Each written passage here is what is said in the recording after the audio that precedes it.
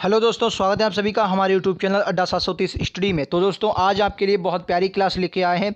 बहुत महत्वपूर्ण क्वेश्चन है आपके जीके जीएस के, ये जो आपके सभी एग्ज़ाम के लिए बहुत महत्वपूर्ण होने वाले हैं। यहाँ से आपके एग्ज़ाम में क्वेश्चन आते हैं।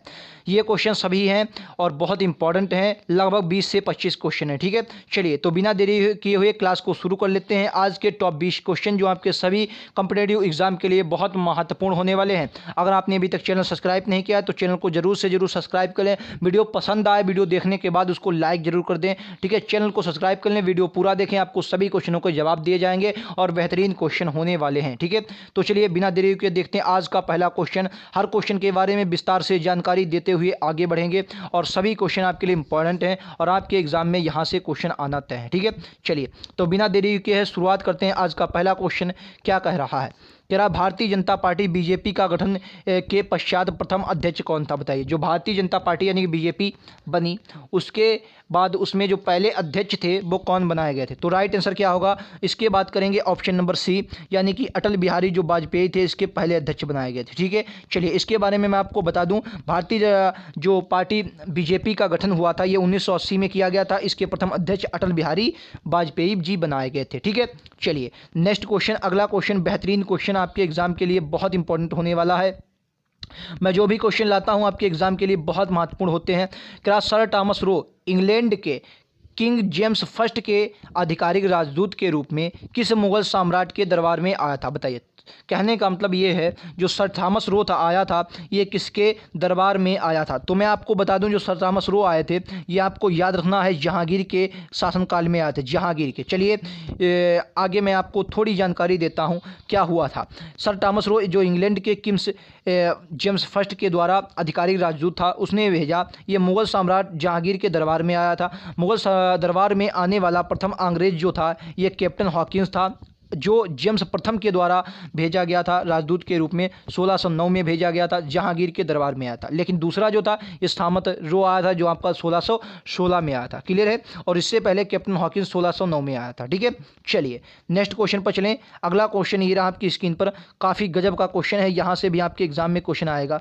क्या राज सांची का स्तूप की खोज किस वर्ष की गई थी? बताइए। सांची का जो स्तूप था इसकी खोज किस वर्ष की गई थी? तो राइट आंसर क्या हो जाएगा? सर 1818 में इसकी खोज की गई थी। कब? 1818 में। ऑप्शन नंबर 20 का करेक्ट आंसर हो जाएगा। सांची के स्तूप जो कहाँ है? ये मध्य प्रदेश आपके राज्य में पड़ता है, आपको याद रखना कहाँ है। मध्य प्रदेश राज्य में सांची का स्तूप है। ठीक है, निर्माण जो करवाया था वो आपको याद रखना है, अशोक ने इसका निर्माण करवाया था। किसने? अशोक ने इसका निर्माण करवाया था। खोज की बात करेंगे तो इसकी खोज 1818 में हुई। ठीक है, किसने की थी? तो अंग्रेज अधिकारी जो थे जनरल टेलर ने की थी। किसने? जनरल टेलर ने की थी 1818 में। चलिए नेक्स्ट क्वेश्चन पर लीजिए आपका अगला क्वेश्चन। जो भी क्वेश्चन आपको करवा रहा हूं बेहतरीन क्वेश्चन है, आपके एग्जाम में यहां से क्वेश्चन आना तय है। क्या 52वां संविधान संशोधन 1925 अधिनियम में किससे संबंधित है? तो आपको याद रखना है जो 52वां कॉन्स्टिट्यूशन अमेंडमेंट यानी कि संविधान संशोधन अधिनियम था वो आपका किससे संबंधित था? दल बदल से। किससे? दल बदल कानून से संबंधित था, जिसमें आपका 10वीं अनुसूची जोड़ी गई थी। कौन सी 10वीं अनुसूची जोड़ी गई थी? आपको याद रखना है कौन सी अनुसूची भाई साहब?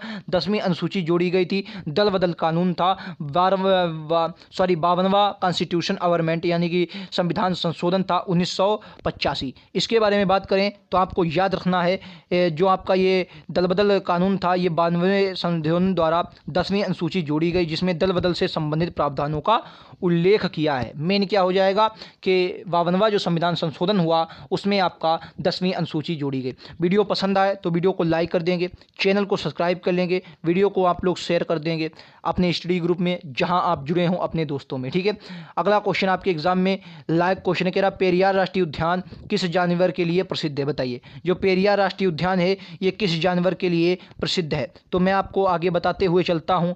ये आपका हाथी के लिए प्रसिद्ध है। किसके लिए? पेरियार है कहाँ? इसके बारे में जानकारी ले लीजिए। पेरियार राष्ट्रीय उद्यान जंगली हाथियों के लिए केरल राज्य में पड़ता है। कहाँ पर? केरल राज्य में पड़ता है। यहीं आपका एक साइलेंट वैली नेशनल पार्क पड़ता है जो इसे आप शांत घाटी कहते हैं, केरल में ही पड़ती है। पेरियार नदी भी केरल से निकलती है जो कि एक महत्वपूर्ण नदी हो जाती है। किसके लिए फेमस है? सर हाथियों के लिए फेमस है। चलिए नेक्स्ट क्वेश्चन, अगला क्वेश्चन कह रहा है, बहुत इंपॉर्टेंट क्वेश्चन है, ध्यान से पढ़ेंगे। कह रहा है कि भारत की सबसे लंबी सहायक नदी कौन सी है? बताइए। भारत की सबसे लंबी सहायक नदी तो याद रखेंगे यमुना नदी। कौन सी? यमुना नदी भारत की सबसे लंबी सहायक नदी है। भारत की सबसे लंबी सहायक नदी कौन सी हो जाएगी? यमुना नदी हो जाएगी। भारत की सबसे लंबी सहायक नदी कौन सी सर? यमुना नदी। या गंगा की सहायक नदी है। भारत में सबसे लंबी जो नदी है वो गंगा है, जिसकी लंबाई 2525 किलोमीटर, 2525, और जबकि यमुना की लंबाई कितनी है सर? 1375 किलोमीटर है। ठीक है। भारत की सबसे चौड़ी नदी कौन सी है? कहेंगे सर ब्रह्मपुत्र जो है ये सबसे चौड़ी नदी है। ठीक है। ब्रह्मपुत्र नदी की कुल लंबाई सर 29 किलोमीटर है, लेकिन यह भारत में सिर्फ 916 किलोमीटर ही बहती है। और कहाँ बहती है? तो आपको याद रखना है, ब्रह्मपुत्र को बांग्लादेश में जमुना कहा जाता है, जबकि भारत में इसके अलग अलग नाम हैं। जैसे असम में इसको क्या कहते हैं? ब्रह्मपुत्र कहते हैं। इससे पहले सांगपो में आपका ये वहाँ तिब्बत में इसे कहते हैं। ठीक है, ब्रह्मपुत्र नदी को। ये बातें आपको याद रखनी है, आपके एग्जाम में यहाँ से क्वेश्चन आने ही आने हैं। चलिए अगला क्वेश्चन, नेक्स्ट क्वेश्चन, बेहतरीन क्वेश्चन कह रहा है, हर्यक वंश का शासक अजातशत्रु किसका पुत्र था? बताइए। हर्यक वंश जो था इसका शासक था अजातशत्रु। ये किसका पुत्र था? बताइए राइट आंसर क्या होगा? अजातशत्रु किसका पुत्र था? वेरी इंपॉर्टेंट क्वेश्चन है, यहाँ से आपके एग्जाम में क्वेश्चन आएगा। बेहतरीन question. Option A Udayan, option B Nagdashak, option C Aniruddh, चौथा ऑप्शन आप लोग देख लीजिए। चौथा ऑप्शन आपका रहा बिंबिसार। तो आपको याद रखना है, जो अजातशत्रु था ये किसका? बिंबिसार का पुत्र था। हर्यक वंश का संस्थापक कौन था? तो कहेंगे सर जो हर्यक वंश था इसका संस्थापक कौन था? बिंबिसार था। ठीक है। अजातशत्रु बिंबिसार का पुत्र था। अजातशत्रु जो था ये कुणिक के उपनाम से भी जाना जाता है। इसका क्या नाम था? कुणिक। इसका उपनाम क्या था सर? कुणिक इसका उपनाम था। ठीक है। उदयन जो था ये अजातशत्रु का पुत्र था। हर्यक वंश का अंतिम शासक कौन था? उदयन का पुत्र नागदशक जो हुआ वो हर्यक वंश का अंतिम शासक हुआ, नागदशक। ठीक है, आपको याद रखना है, ये पूरा क्रम आपको मैंने बता दिया है। ठीक है। सबसे पहले स्थापना हर्यक वंश की किसने की? कहेंगे सर बिंबिसार। बिंबिसार के गद्दी पर कौन बैठा? अजातशत्रु। अजातशत्रु गद्दी पर बैठा। अजातशत्रु का जो पुत्र हुआ कौन हुआ सर? उदयन हुआ। उदयन का पुत्र कौन हुआ सर? उदयन का पुत्र नागदशक। ठीक है। पूरा हर्यक वंश समाप्त। यहाँ से क्वेश्चन आपके एग्जाम में आए, मेन क्या है? कुणिक। याद रखेंगे। चलिए नेक्स्ट अगला क्वेश्चन, बेहतरीन क्वेश्चन, लाजवाब क्वेश्चन, एग्जाम में आने वाला क्वेश्चन। क्या मुंबई गेटवे ऑफ इंडिया का आधारशिला कब रखी गई? तो कब रखी गई? 1913 में। चलिए इसके बारे में जानकारी देते हुए बात करेंगे। जो मुंबई गेटवे ऑफ इंडिया था इसके बारे में आपको बता दें। मुंबई गेटवे ऑफ इंडिया ये मुंबई में स्थित है, क्योंकि मुंबई गेटवे ऑफ इंडिया है। आधारशिला कब रखी गई? तो कहेंगे सर 1913 में आधारशिला रखी गई। 1924 में बनकर तैयार हुआ। कब बनकर तैयार हुआ? सन 1924 में। इसके वास्तुकार कौन थे? तो जॉर्ज विसेट। कौन से सर वास्तुकार कौन थे? जॉर्ज विसेट इसके वास्तुकार थे। प्रवेश द्वार का जो निर्माण हुआ इंग्लैंड के राजा जॉर्ज पंचम और रानी मेरी के भारत आगमन 1911 की यादगार में हुआ था। ठीक है। निर्माण कब हुआ? 1911। अच्छा लो क्वेश्चन आ गया भाई साहब, क्वेश्चन क्या आ गया? 1911 में जब जॉर्ज पंचम और रानी मेरी आई थी, इन्होंने क्या क्या किया था? बताइए दीजिए क्या क्या? पहला काम, जो महत्वपूर्ण काम इन्होंने किया, बढ़िया काम किया। क्या किया? बंगाल विभाजन को रद्द कर दिया। क्या हुआ? जो बंगाल विभाजन था उसको क्या किया? रद्द कर दिया। और एक काम और ये करके चली गई, कोलकाता से इन्होंने राजधानी क्या कर दी? दिल्ली कर दी। दिल्ली क्या राजधानी क्या होगी? दिल्ली होगी। ठीक है। हालांकि ये प्रस्ताव 1911 में रखा गया। पारित कब हुआ? तो कहेंगे सर 1912 में। कब? 1912 में प्रस्ताव पारित हो गया और दिल्ली राजधानी बदल दी गई। ठीक है, इतना याद रखेंगे। चलिए नेक्स्ट क्वेश्चन, अगला क्वेश्चन, बेहतरीन क्वेश्चन, जानदार क्वेश्चन। क्या कह रहा है? कह रहा है आपके एग्जाम के लायक क्वेश्चन है। कह रहा है ब्रह्मगिरी वन्यजीव अभ्यारण्य किस राज्य में स्थित है? बताइए। ब्रह्मगिरी वन्यजीव अभ्यारण्य कहाँ है? तो आपको याद रखना है कर्नाटक में। बूंदी ये आपका बांदीपुर जो है, ये बांदीपुर बन्नेरघट्टा, ये आपके सभी कहाँ है? कर्नाटक में। ब्रह्मगिरी ये भी आपका कहाँ है? कर्नाटक में पड़ता है। ठीक है, आपको याद रखना है, ब्रह्मगिरी भी आपका कर्नाटक में पड़ता है। ठीक है, ब्रह्मगिरी कहाँ है? कर्नाटक राज्य में कोडागू जिले में। कहाँ सर? कोडागू जिले में आपका अवस्थित है।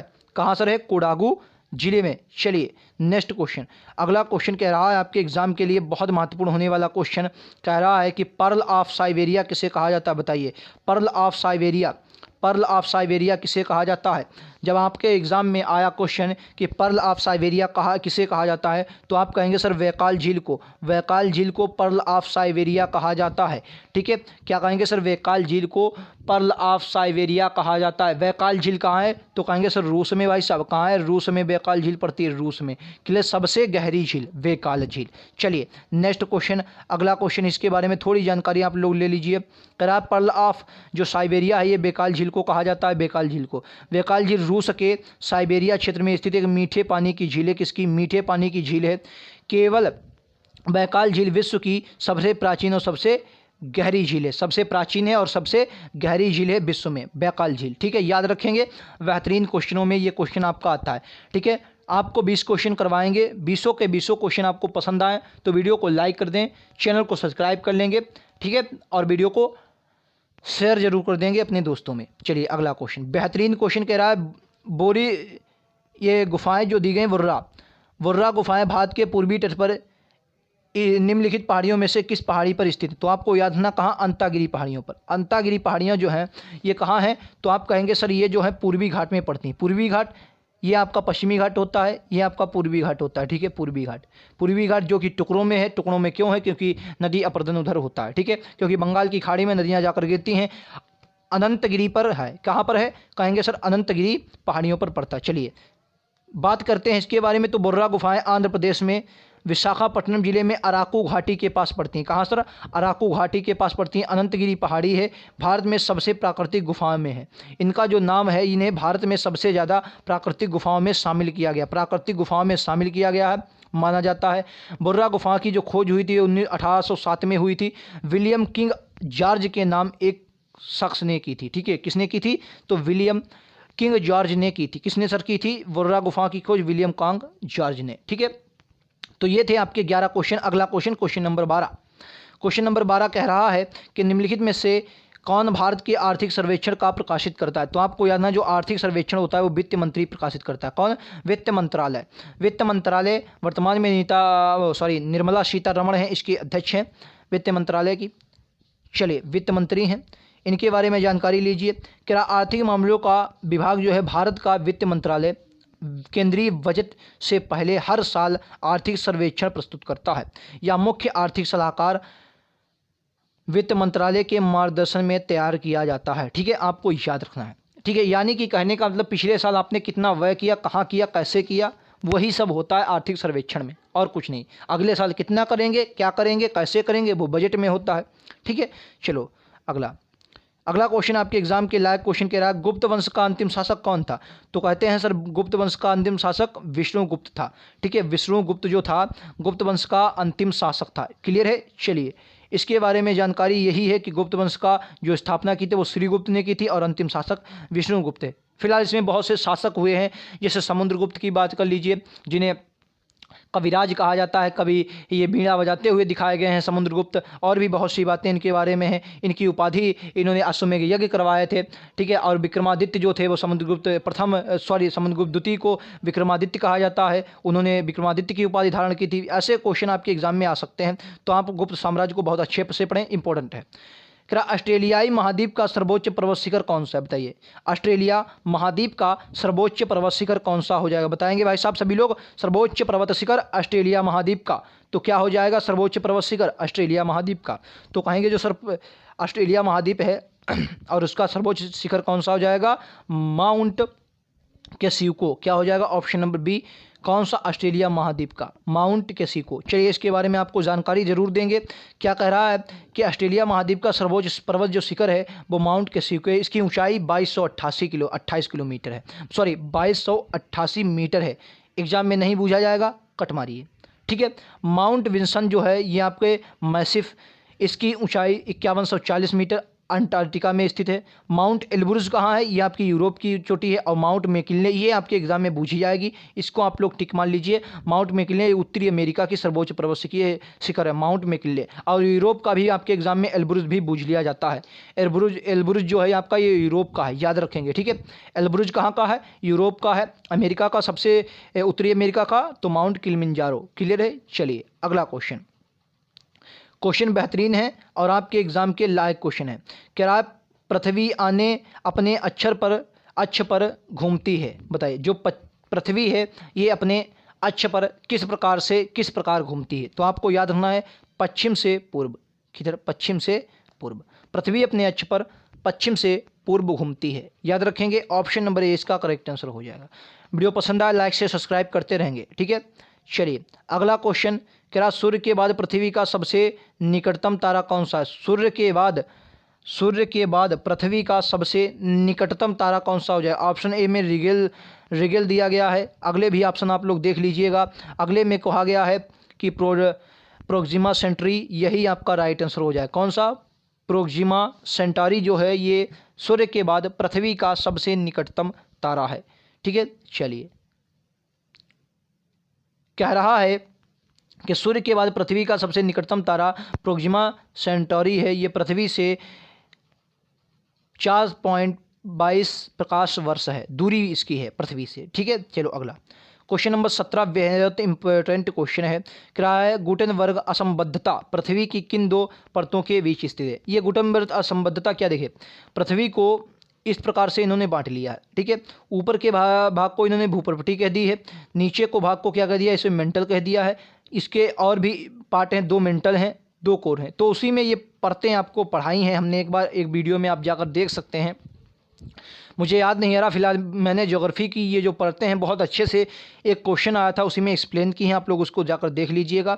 ऑप्शन बी कह रहा है, ऑप्शन बी मेंटल और कोर के जो बीच आती है उसे आप क्या कहते हैं? गुटेनबर्ग असंबद्धता कहते हैं। किसके? मेंटल और कोर के बीच में ये पड़ती है। याद रखेंगे, ऑप्शन नंबर 20 का करेक्ट आंसर हो जाएगा। चलिए अगला क्वेश्चन कह रहा है आपका बेहद इंपॉर्टेंट क्वेश्चन, बेहतरीन क्वेश्चन।